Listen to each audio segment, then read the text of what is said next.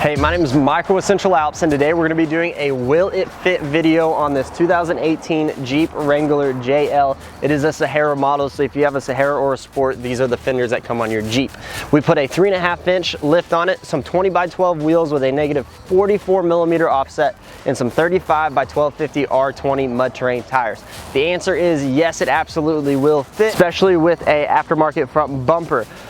Honestly, you can fit a 37-inch tire no problem on a 3.5-inch lift. That's personally what I would do, but this customer wanted to go with 35, so each their own.